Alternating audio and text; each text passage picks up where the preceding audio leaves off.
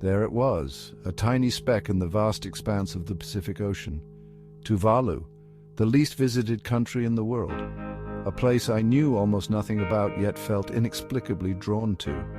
Perhaps it was the allure of the unknown, the chance to experience a culture untouched by mass tourism. Or maybe it was the sheer audacity of venturing to a place so remote, so seemingly insignificant on a global scale.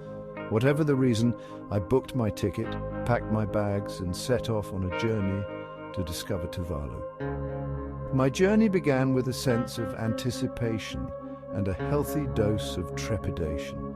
I had read about Tuvalu's challenges, its vulnerability to rising sea levels, and its isolation from the rest of the world. But I was also eager to experience its beauty, its unique culture, and the resilience of its people. As I boarded the plane, I couldn't help but wonder what awaited me on this tiny island nation, a mere dot on the map. Reaching Tuvalu is an adventure in itself. It's a journey that requires patience, flexibility, and a willingness to embrace the unexpected. My itinerary read like a geography lesson. London to Los Angeles to Nadi, and finally a heart-stoppingly small plane to Funafuti, Tuvalu's capital. The flight from Nadi was an experience I won't soon forget.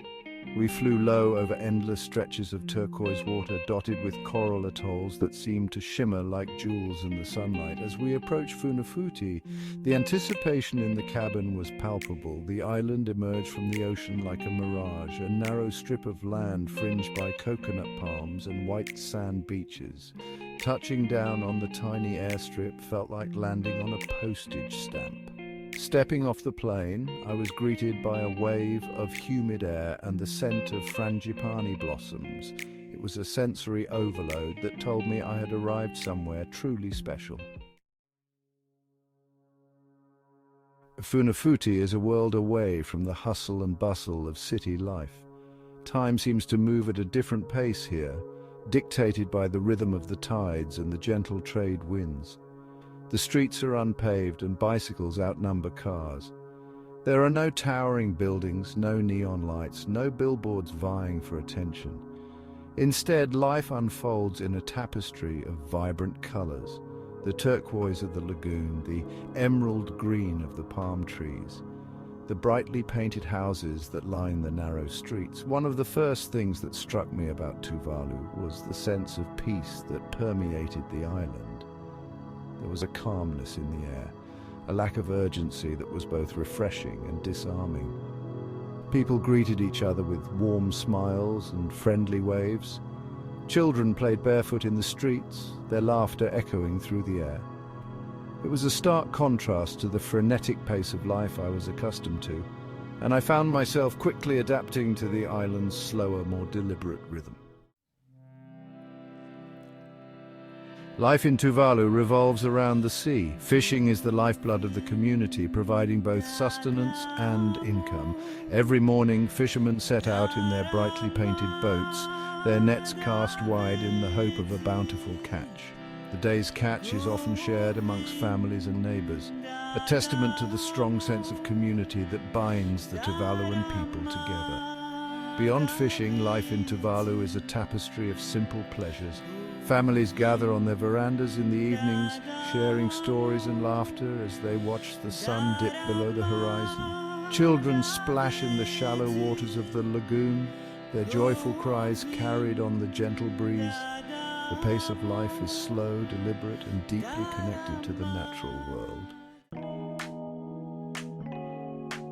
Section 5. The warmth of the Tuvaluan people. What truly sets Tuvalu apart is its people. The Tuvaluans I met were some of the warmest, most welcoming people I have ever encountered. Their hospitality was genuine and heartfelt, offered without a hint of pretense. They were eager to share their culture, their stories and their way of life with a stranger from a distant land. I was invited into homes, offered plates of freshly caught fish and sweet tropical fruits. I learned about traditional dances, listened to ancient legends passed down through generations, and witnessed firsthand the importance of family and community in Tuvaluan society. The people of Tuvalu may not have much in material possessions, but they possess a wealth of warmth, generosity, and resilience that is truly inspiring. Section 6. Tales from the Elders. The elders of Tuvalu are the keepers of the island's history, their memories stretching back generations.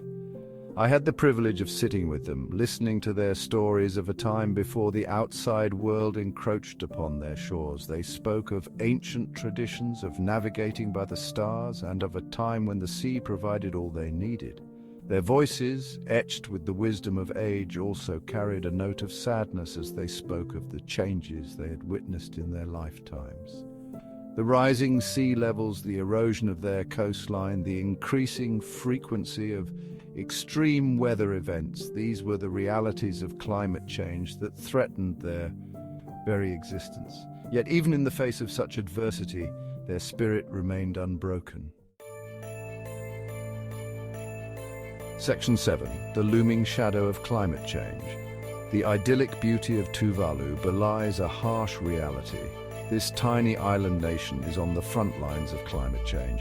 Rising sea levels, a consequence of global warming, pose an existential threat to Tuvalu and its people. The highest point on the island is a mere 4.5 meters above sea level, making it incredibly vulnerable to even the slightest rise in ocean levels. The effects of climate change are already being felt in Tuvalu. Coastal erosion is eating away at the shoreline, saltwater intrusion is contaminating freshwater sources, and extreme weather events are becoming more frequent and intense. The very existence of this island nation, its culture, and its people are hanging in the balance. Section 8. A glimpse into a fragile ecosystem. Tuvalu's fragile ecosystem is also under threat from climate change. The coral reefs that surround the islands, once teeming with marine life, are bleaching and dying due to rising water temperatures. The fish populations upon which the Tuvaluan people depend are dwindling, threatening their livelihoods and food security. The loss of these natural resources has profound implications for the Tuvaluan people. It threatens their cultural identity, their way of life, and their very survival. The fight to save Tuvalu is not just about preserving a small island nation. It is about protecting a unique culture, a way of life that is deeply connected to the natural world. Section 9. Hope and resilience in the face of adversity. Despite the daunting challenges they face, the people of Tuvalu have not given up hope. They are fighting for their future, advocating on the global stage for action on climate change, and implementing innovative solutions to adapt to the changing environment. I witnessed firsthand the resilience of the Tuvaluan spirit. They are determined to protect their homeland, their culture, and their way of life for future generations. Their story is a powerful reminder that even the smallest voices can make a difference and that hope can flourish even in the face of adversity. Section 10. Farewell to Paradise.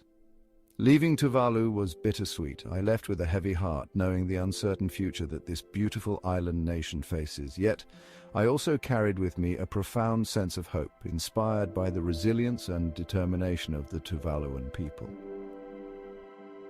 My journey to Tuvalu was more than just a trip to a far-flung destination. It was a journey into the heart of a culture facing unimaginable challenges with courage, dignity, and an unwavering belief in the future. Section 11. Tuvalu, a lesson in humanity. Tuvalu, despite its small size and remoteness, holds a powerful message for the world. It is a stark reminder of the interconnectedness of our planet and the urgent need for collective action on climate change. The fate of Tuvalu is a harbinger of what could befall other vulnerable nations if we fail to act. More importantly, Tuvalu is a testament to the resilience of the human spirit, the power of community, and the importance of hope in the face of adversity. The people of Tuvalu have taught me that even in the most challenging of circumstances, the human spirit can endure, adapt, and ultimately triumph.